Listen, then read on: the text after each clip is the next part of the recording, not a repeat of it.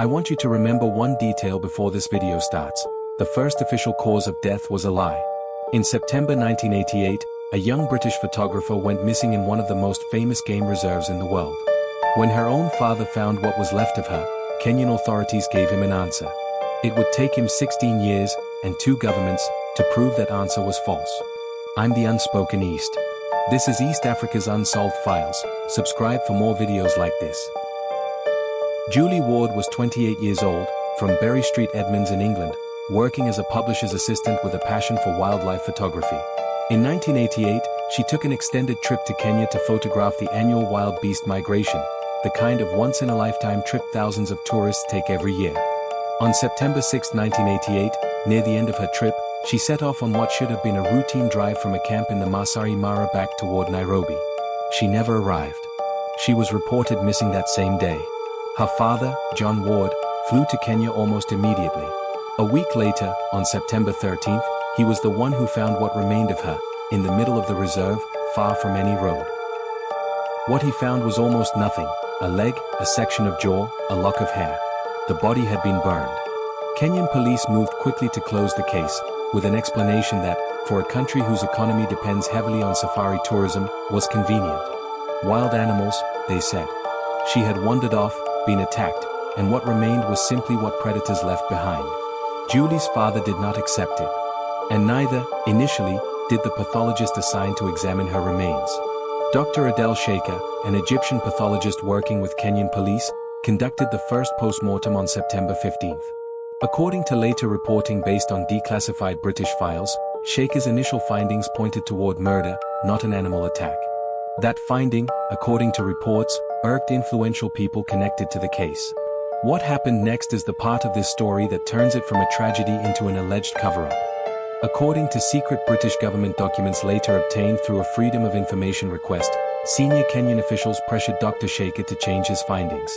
John Ward has long alleged that Kenya's chief government pathologist at the time, Dr. Jason Cavity, altered the official autopsy report to state that Julie had been killed by wild animals, despite the evidence the initial examination had found. To be clear about where the facts stand, these allegations of falsification have been made publicly and repeatedly by Julie's father, and were later supported by declassified British documents reviewed by journalists. But this was never resolved as a criminal matter against any specific individual in a Kenyan court. No pathologist has ever been criminally convicted over the handling of this autopsy.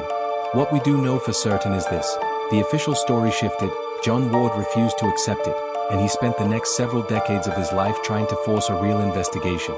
In 1988, Scotland Yard detectives, invited by the Kenyan government itself, led by then-head of the Metropolitan Police Anti-Terrorism Squad, John Yates, were brought in to investigate.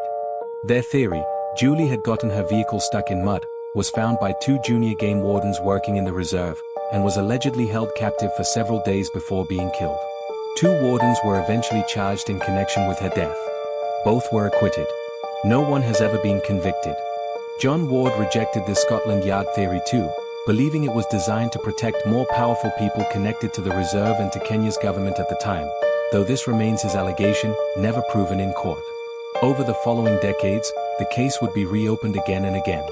In 2004, 16 years after Julie's death, a new inquest was held in the UK, where a formal letter finally acknowledged there had been, in the coroner's own words, evidence of deliberate obstruction by Kenyan officials during the original investigation.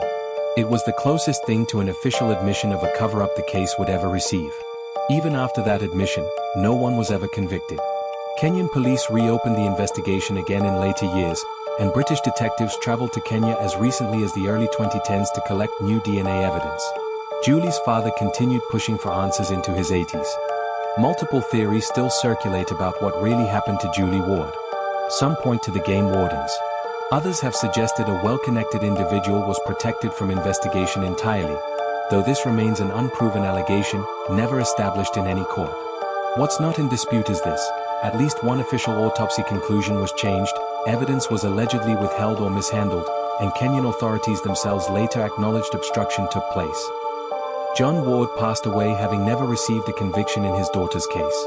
It remains, to this day, one of the most well-documented alleged cover-ups involving a foreign tourist's death in East African history, not because the crime itself was especially unusual, but because of exactly how hard, and for how long, the truth was allegedly kept from ever reaching a courtroom.